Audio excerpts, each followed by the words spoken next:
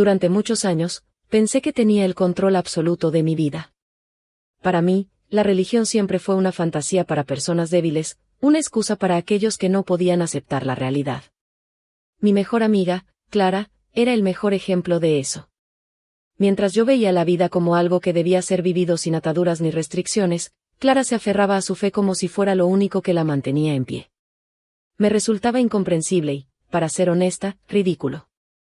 No podía evitar burlarme de ella en cada oportunidad que se me presentaba. La molestaba diciéndole que su Dios no le serviría de nada en el mundo real, que orar no arreglaba los problemas. Ella siempre me respondía con una sonrisa tranquila, diciendo que algún día lo entendería. Y luego, todo cambió. Clara estaba casada con Roberto, un hombre guapo, trabajador y atento. Siempre los veía juntos, siempre parecían tan perfectos, pero yo sentía algo más. No sé si fue envidia, deseo o simplemente el hecho de que, en el fondo, no soportaba ver cómo la vida de Clara, a pesar de su fe y su bondad, parecía mejor que la mía. Así que, en un momento de egoísmo y frialdad, me acerqué a Roberto. Era fácil. Sabía cómo hacerlo, sabía qué decir, cómo moverme para atraparlo en mi red. Y lo logré. Clara nunca se enteró al principio. Nosotros tuvimos un romance secreto que se extendió durante meses.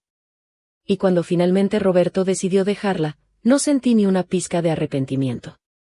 No le pedí perdón, ni siquiera pensé en lo que le estaba haciendo. Me convencí de que yo merecía ser feliz y que, si Roberto me había elegido a mí, era porque Clara no era suficiente para él. Así que, sin más, nos casamos. Por un tiempo, pensé que había ganado. Tenía a Roberto, una vida que aparentaba ser perfecta, y había vencido a Clara en lo que para mí era una batalla imaginaria. Pero, como dice el dicho, el que a hierro mata, a hierro muere. Unos años después de nuestro matrimonio, comencé a notar que Roberto se distanciaba. Llegaba tarde a casa, su teléfono siempre estaba bloqueado, y la atención que una vez me daba se desvanecía. No quería admitirlo, pero sabía lo que estaba ocurriendo. Él me estaba siendo infiel. El golpe fue devastador. Todo lo que creía haber ganado se desmoronaba frente a mis ojos. Sentí una mezcla de ira, humillación y desesperación. ¿Cómo era posible que después de todo lo que había hecho, Roberto me estuviera haciendo lo mismo a mí? Me hundí en la amargura, y durante semanas no sabía qué hacer. Fue entonces cuando, inesperadamente, apareció Clara. No sé cómo se enteró de lo que me estaba pasando, pero un día vino a verme.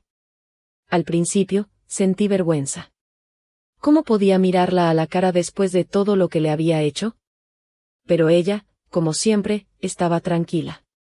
Se sentó frente a mí y me dijo, con esa serenidad que siempre la había caracterizado, no te guardo rencor, Sofía.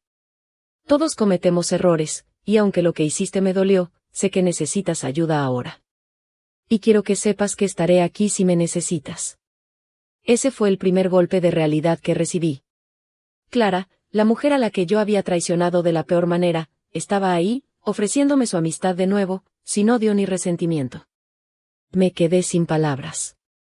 Con el tiempo, empecé a abrirme con ella. Hablamos de todo, de cómo me sentía, de lo que había hecho y de cómo Roberto me había traicionado. Ella escuchaba pacientemente, y nunca me juzgó. Fue entonces cuando me invitó a ir a la iglesia con ella. Al principio, me negué. No quería nada que ver con la religión, pero después de todo lo que había pasado, comencé a preguntarme si realmente sabía algo sobre la vida, si mis creencias sobre el control y el poder eran tan acertadas como siempre pensé. Acepté su invitación, más por curiosidad que por convicción. La primera vez que entré en la iglesia, me sentí fuera de lugar. Las oraciones, los cantos, todo me parecía extraño. Pero a medida que seguí yendo, comencé a sentir algo diferente. No era una revelación instantánea, pero sí una calma que nunca había experimentado. Las palabras del pastor sobre el perdón, el arrepentimiento y la gracia empezaron a resonar en mí. Me di cuenta de que llevaba años huyendo de mi propio dolor, llenando mi vida de decisiones egoístas que solo me habían dejado vacía.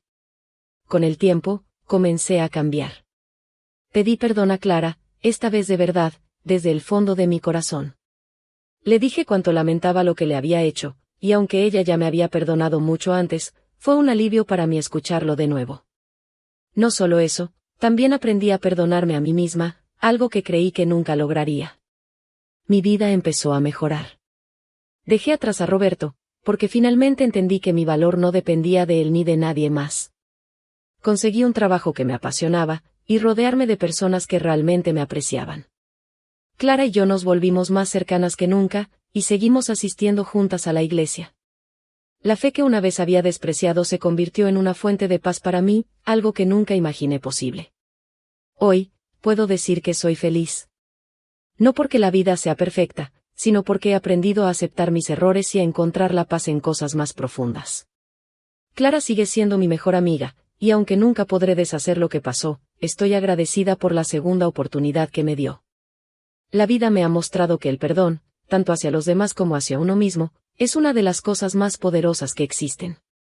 Y aunque me costó mucho tiempo y dolor entenderlo, sé que ahora estoy en el camino correcto.